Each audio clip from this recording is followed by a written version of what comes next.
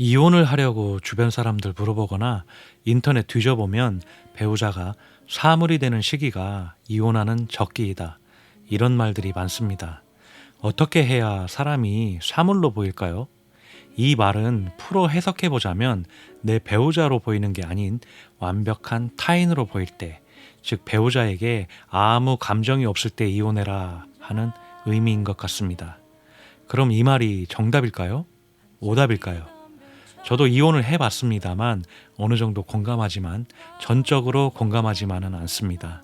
오늘은 이혼에 대한 이야기를 해보려 합니다.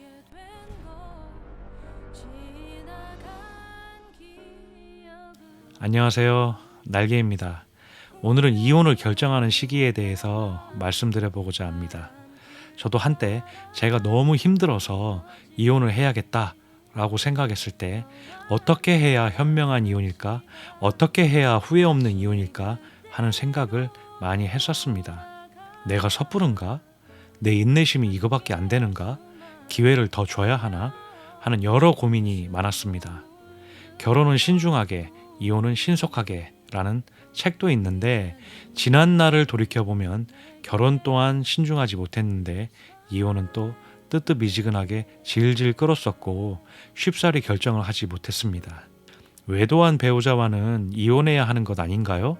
라고 물으신다면 그렇게 하셔도 되지만 꼭 그렇지만은 않다라고 제 생각을 말씀드리고 싶고요. 사실 외도라는 것은 마땅히 이혼해도 정당화되는 것이기는 하지만 정말 이혼할 때가 되면 외도라는 것은 단지 하나의 이혼 사유일 뿐이지 딱 그 사유만 가지고 이혼하는 것은 아닙니다. 저도 이혼한 사람으로서 제가 그 당시 어떤 마음으로 이혼했는지 적절한 비유 대상이 있습니다. 그것은 바로 신혼 초기 때 부푼 마음으로 장만한 침대입니다. 그 당시 꽤 비싼 돈을 주고 샀어요. 앤틱한 모양의 통 원목으로 되어 있었고 나름 매트리스도 고급형으로 부푼 기대를 안고 산 침대였죠. 신혼 초기에는 정말 달콤한 침대가 되어주었어요. 늘 편안한 잠자리와 하루의 피로를 풀 수 있는 소중한 부부의 재산이 되어주었고 배우자와 때론 서로의 사랑을 확인할 수 있는 장소가 되어주었고 서로 화가 나 있을 때는 누군가는 다른 방에서 자며 침대 한쪽 빈 공간으로서 서로의 분노를 확인할 수 있었던 추억이 있는 것이었습니다.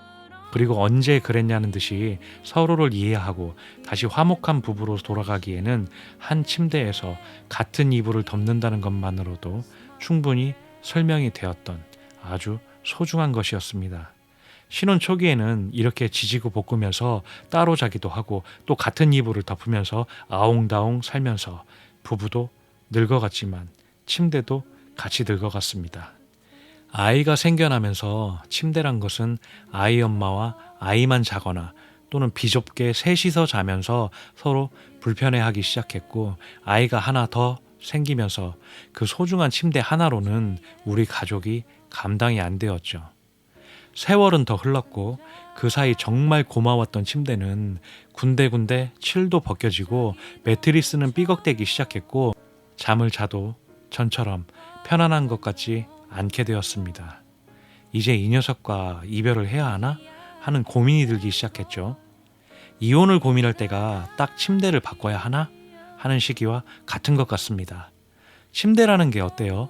신혼 초기에 정말 부푼 꿈을 안고 장만한 상징적인 의미이기도 하고 그 침대에서 역사도 있었고 그 침대 때문에 편안하게 생활할 수 있었어요. 근데 세월이 흐르면서 아이가 하필 세탁하려고 방수포 벗긴 매트리스에 실내를 하기도 했고 프레임을 조인다고 조여도 삐걱대기 시작했고 좀처럼 예전만 같지 않단 말이에요. 하지만 냉정히 생각해보면 아주 못 쓸 정도는 아니라서 더 쓸 수는 있어요. 더 써야 하나? 이제 버리고 새 것을 사야 하나? 이것을 바꿔 이야기하면 조금 더 참고 살아야 하나? 이제 이혼해야 하나? 새 인생을 살아야 하나? 이것과 같은 말이에요. 침대를 바꾸고 싶다라는 생각이 들면 그동안 고마웠던 침대에 하자를 찾는데 집중합니다. 이 침대는 더 이상 편안하지 않아. 너무 시끄러워. 그리고 너무 더러워. 등등등. 그간 잘 몰랐던 하자를 놀랍게도 너무나도 손쉽게 잘 찾아내죠. 그리고 자기 합리화로 자신을 세뇌시키죠. 이혼을 결심할 때도 이렇습니다. 내 배우자는 너무 게을러. 나를 존중해주지 않아. 나를 무시해. 나를 외롭게 해. 그리고 내 미래를 같이 하기에는 부족해. 등등등. 제가 외도라는 것이 이혼에는 그냥 한 가지 사유일 뿐이라는 것이 바로 이런 이유입니다. 내가 내놓는 수많은 내 배우자의 하자 중 단지 하나일 뿐이라는 것입니다. 정말 이혼할 때가 되면요. 외도로 인해 이혼한다기보다는 내 배우자가 가진 많은 하자가 더 눈에 들어옵니다. 외도와 버금가는 하자가 자꾸 눈에 밟혀요. 이때가 저는 이혼할 수 있는 적기라고 생각합니다. 이때가 내 배우자가 완벽한 타인이 되며 정이 완전히 떨어지는 시기라고 생각합니다. 이게 객관화예요. 내 배우자 또는 내 가족이라는 울타리에 있었을 때는 내 배우자의 민낯이 보이질 않아요.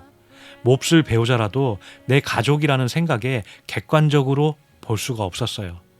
그런데 이혼할 수도 있다라는 가능성을 두고 내 배우자를 보면 정말 많은 하자가 보이기 시작합니다.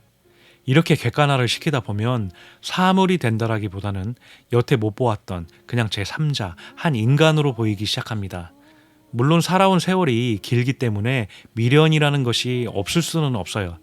미련이 제로가 되는 날 이혼하겠다 라고 생각하신다면 그 시기는 영영 안 올 수도 있습니다. 그런 생각을 하는 것 자체가 미련이기 때문이죠. 내 배우자를 객관화 해봤는데 외도만 한 배우자이고 하자가 없는가? 하자도 많은데 외도도 한 배우자인가?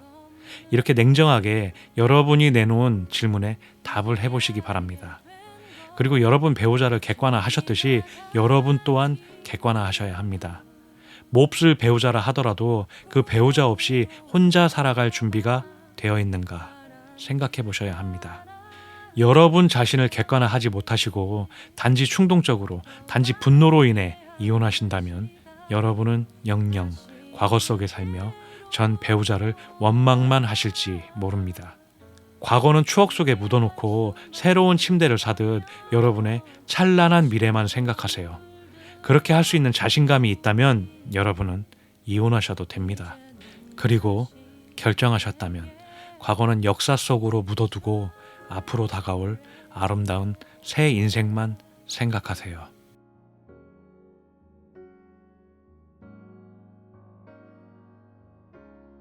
겨울이 가고